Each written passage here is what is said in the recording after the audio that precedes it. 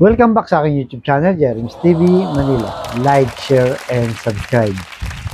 Ang topic natin po today's reflection, ang mabuting balita sa araw na ito. Friday na naman. Tapos na po ang weekend, no? Yung trabaho natin sa isang linggo. Marami ang excited dahil bukas ay weekend na nga. Actually, ngayon, di ba? Holiday na.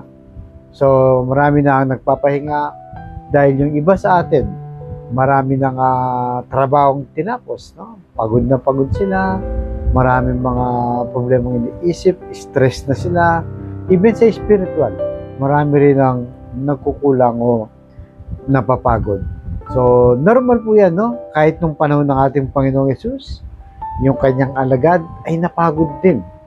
Nakita rin ng ating Panginoong Yesus. Sabi sa Mark chapter 6, verse 31, sinabi ni Jesus sa kanila, "Hali kayo, tayo lang sa isang lugar na walang tao para makapagpahinga kayo sandali." So yun po na nakita ng ating Panginoong Yesus na talagang yung effort, yung pagod, siyempre alam naman po natin, di ba, nagmi-mission sila, inaayos nila yung tao, kinokontrol nila, yung nagpapagamot, yung nagpapagaling, lahat po. No, talagang pagod na pagod nila. Kaya ang Panginoong Hesus nakikita po, no, yung ating pagod sa buhay. Kaya siya na mismo, halina kayo, magpahinga na kayo physically, no, yung pagod yung katawan nila, even sa spiritually, o yung iba, financially. Yung tipo bang talagang wala ka nang maisip na mapagkuhanan ng pagkakakitaan. No? Wala kang may papakain sa pamilya mo.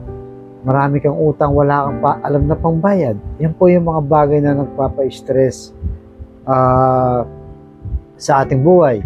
Kaya kung minsan, no, kahit nasa bahay ka na, yung iba po sa atin, mga nagtatrabaho, tinatawagan pa ng amo. May mga inuutos pa.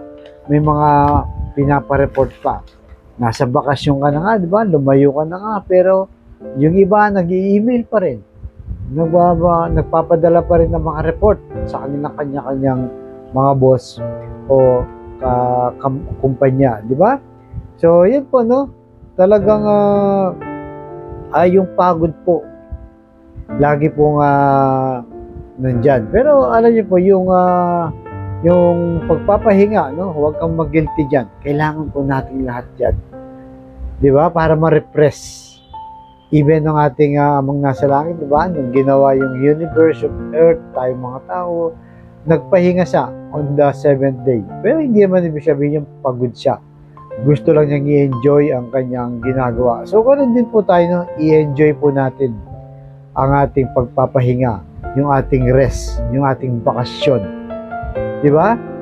At kung talagang pagod ka na sa trabaho mo, tila ba'y nasusukol ka na sa lahat ng mga iniisip mo, ang gagawin mo lang dyan, magbasa ka, mag-reflect ka ng Bible. O kaya itong vlog natin, panoorin mo, di ba?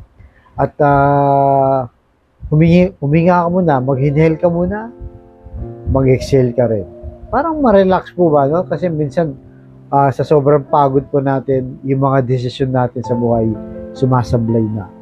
Mali-mali na. Dahil unang-una, siyempre, pagod yung katawan mo, wala ka sa kondisyon, wala kang ganang magtrabaho, ganun din sa emotional, no?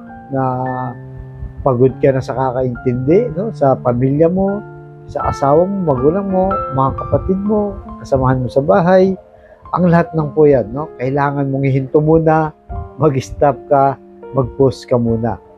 No? Ayahan mo muna, matulog ka muna. Kumain ng masarap na almusal, tanghalian, mag-chill, makinig ng music, no? Yung mga religious song, o kaya magbasa ka ng Bible. Napakagandang pagpaparest, no? Yung magmuni-muni ka, mawawala ang pagod mo.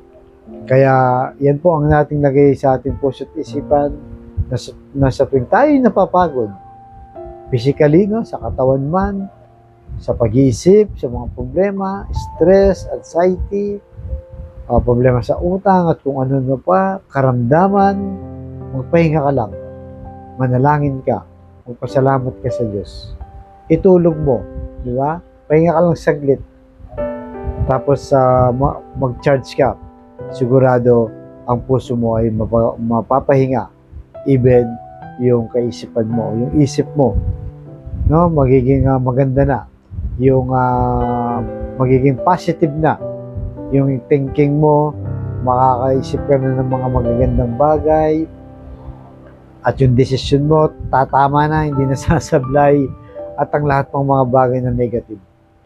Kailangan po natin magpahinga, hindi masama. Yan ang ating Panginoon mismo, di ba? Siya na mismo ang nag-aya, hali kayo, pahinga tayo doon sa walang tao, di ba? Para ma-relax kayo, makapag-chill-chill kayo. Yan siguro sinasabi ng ating Panginoon Jesus. Ayaw niya talagang sobra tayo sa pagod. Kaya nga kung yung iba, di ba, sa sobrang sipag, wala nang time sa sarili, nagugutom, hindi kumakain sa tamang oras, ang bagsak niya na hospital. Kaya mahirap din po, no? Kaya balansehin po natin ang ating buhay.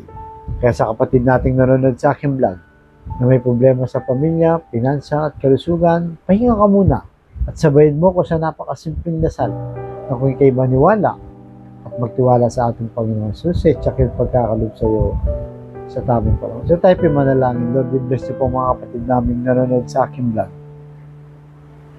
na may problema po sa pamilya, kalusugan at pinansyal. Lalong-lalo po yung mga may karamdaman ngayon. Ipuhin niyo po ng iyong mapagpagaling na kamay. Kaplusin niyo po. Tanggalin niyo po ang kanilang karamdaman. Ganun din po kahit sa aming Tita Mila na patuloy na nagre-recover. At si Tito Rolly na kanyang asawa na patuloy na kumakalinga sa kanya. At lahat po ng mga kumakalinga sa may sakit ngayon, palakasin niyo po. Sana magpahinga sila para may lakas na naman para alagaan ang yung kanilang may sakit. Ganon din po sa pamilyang napapagod na rin sa kakaintindi, pasensya, no?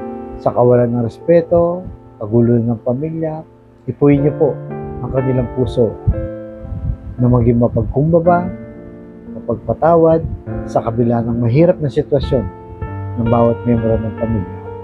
At yung pagmamahal na sana ay laging nandyan po. At lalo na po sa financial na kailangan namin lahat, lalo na po mga kapatid namin walang-wala talaga, Lord. Na ultimong pambili ng 1 kilo lang ng bigas, may problema pa kung paano nila iraraos sa kanilang pamilya. Yakapin niyo po na maigpit. At i-bless niyo po ang aming hanap buhay para sa aming mga pamilya. Patawarin niyo po kami sa aming mga kainahan at kasalanan. Ang lahat na ito yung namin sa matamis na pangalan ng ating Panginoon Jesus. Amen. To God all be the glory. Sa ngalan ng Ama ng Diyos, Espiritu Santo.